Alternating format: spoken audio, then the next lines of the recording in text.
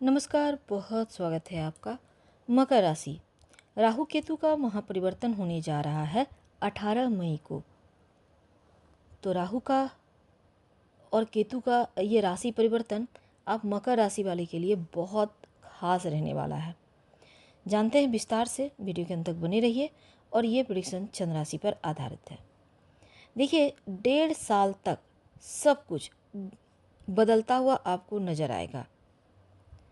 अब देखिए, राहु जो हैं छाया ग्रह हैं, राहु केतु, और अमृत पान के बाद इनके सर धड़ को अलग कर दिया गया था, जो कि राहु केतु के नाम से प्रचलित है। हमेशा ही राहु केतु उल्टी अवस्था में चलते हैं, यानी एक घर पीछे की ओर आते हैं।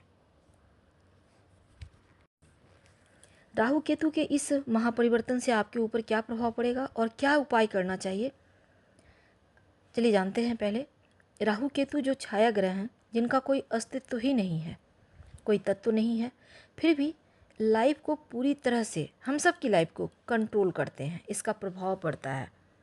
रंग से राजा बनाने वाले जो ग्रह हैं राहु माने जाते हैं, जो क्विक रिजल्ट देते हैं, एक पल में ही सब कुछ बदल देते हैं। आधुनिक समय में जो टेक्नोलॉजी बढ़ रही है, शॉर्टकट काम करने का तरीका हो रहा है। अब कंप्यूटर पे आप कुछ भी डालो, तुरंत रिजल्ट आ जाता है, हर काम हो जाता है, जो पहले एक एक काम को करने में महीनों लगते थे। तो ये राहु का ही तो कमाल है, जो फटाफट से काम कर रहा है, रिजल्ट दे रहा है। चंद मिनटों में हर कार्य बन जाते हैं, जो पहले महीनों सालों लग जाते थे। तो राहु, अब देखिए, एआई का ज़माना है और ये पूरी तरह से राहु के अंतर्गत आता है। तो ये जो सभी एलिमेंट हैं ये राहु के अंतर्गत ही आते हैं। जो भी गैर परंपरावादी कार्य होते हैं वो राहु होता है। हालांकि हर जगह राहु नकारात्मक काम नहीं करता। कुछ लोग तो राहु के कारण बहुत पॉपुलर भी हो जाते हैं, बड़े बड़े नेता बन जाते हैं, बहुत ऊंचे मुकाम पर पहुंच जाते हैं। हाँ, राहु का पॉजिटिव होना आपकी कुंडली में बहुत आवश्यक है, क्योंकि राहु का आपकी लाइफ पर बहुत बड़ा रोल होता है। तो राहु और केतु के अंदर स्पिरिचुअलिटी के गुण होते हैं, आपको धार्मिक गुण देते हैं।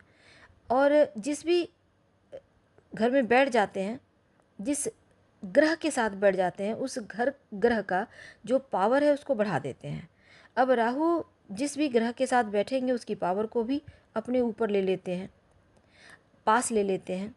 अब जानते हैं मकर राशि वालों, 18 साल के बाद जब 18 महीने के लिए राहु आपके द्वितीय घर धन भाव में आएंगे, वाणी के भाव में आएंगे, तब क्या होगा। कुटुंब परिवार का भी ये भाव है, तो आपकी वाणी का, कुटुंब परिवार का, गले का भाव है। और राहु का द्वितीय घर में आना, सबसे पहले तो अगर ऐसा कोई काम आप करते हैं जो बहुत, जैसे बहुत सारे लोगों से जुड़ा है, उसमें चेंजिंग आएगा। आपकी वाणी भी चेंज हो जाएगी। जहाँ आप बोल नहीं पा रहे थे वहाँ धड़ल्ले से बोलेंगे, आपकी प्रेजेंटेशन बढ़िया हो जाएगी, लोग आपको सुनना पसंद करेंगे, आपका कॉन्फिडेंस लेवल हाई हो जाएगा। अब चूँकि 7.5 भी आपकी 29 मार्च को ख़त्म हो चुकी है, तो ये साल ही पूरा आपके लिए बहुत खास है। तो 29 मार्च को शनिदेव की 7.5 खत्म और राहु आपके द्वितीय घर में, बृहस्पति आपके छठे, 15 मई को गुरु का भी राशि परिवर्तन होगा। अब देखिए, आप ये समझ कर चलिए, ये जो राहु है आपको गिरने कभी नहीं देगा, ये मान कर चलें।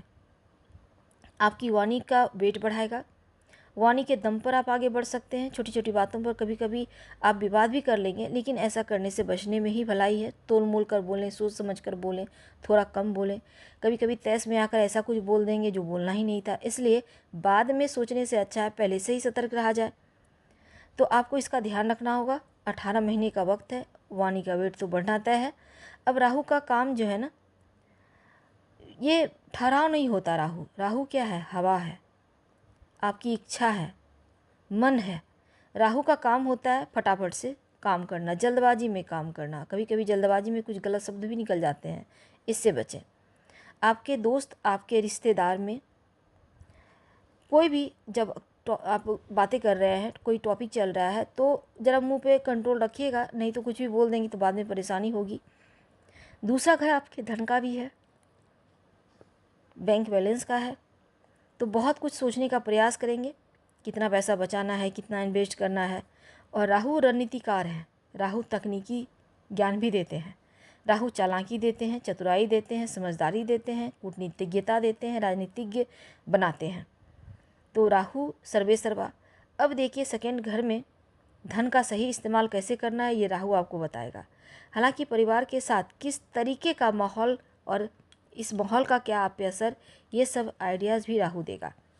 परिवार के लिए, परिवार की खातिर बैंक बैलेंस का इन्वेस्ट आपको करना है, प्रयास करना है, तो ये चीज़ें राहु आपको सही रास्ता देगा। कुछ बड़े जगह इन्वेस्ट करते दिखेंगे। अगले 1.5 साल के अंदर जो चीज़ को लेकर आप मन बना रहे हैं वो कार्य आपके पूरे होंगे। प्रॉपर्टी, मशीनरी सामान, गोल्ड, इन चीज़ों पर भी आप कर सकते हैं इन्वेस्ट। ये समय अनुकूल चल रहा है। अब केतु आपके 8वें घर में है, और केतु का 8वें घर में आना, 8वां घर क्या है, रिसर्च का है और निश्चितताओं का है। राहु यहाँ देख रहे हैं, छठे को भी देख रहे हैं, तब अब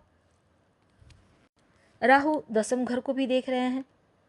तो करियर में टेक्निक से आप आगे बढ़ेंगे। इंजीनियरिंग क्षेत्र से जुड़े हैं, कम्युनिकेशन काउंसलिंग का काम करते हैं, तो यहाँ पर बढ़िया वक्त है। आप स्मार्ट तरीके से वर्क करेंगे, आगे बढ़ेंगे।